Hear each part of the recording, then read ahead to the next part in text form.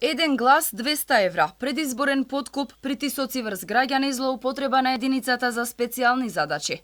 Опозицијската ВМРО-ДПМН објави документи кои според нив уште еднаш докажале како власта врши злоупотреба на државните институции да извојува победа на вториот круг од локалните избори. Првиот скандал е поврзан директно со избраниот градоначалник на Крива Паланка од редовите на СДСМ Сашко Митовски, кој преку социјалните мрежи контактирал со командирот на полицијата во истиот град.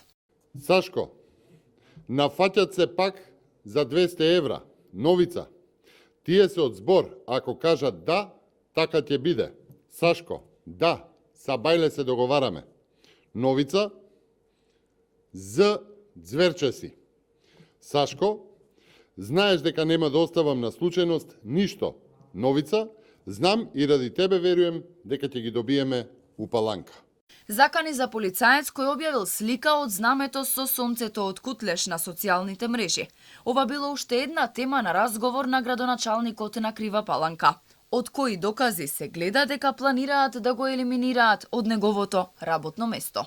Објавуваме разговор меѓу командирот на полициската станица Крива Паланка со сега градоначалникот, каде се кодоши колега полицаец затоа што објавил знаме со сонцето од Кутлеш на Фејсбук.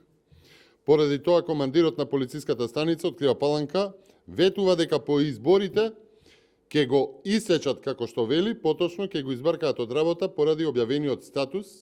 Стоилковски обвини и дека се злоупотребувала единицата за специјални задачи.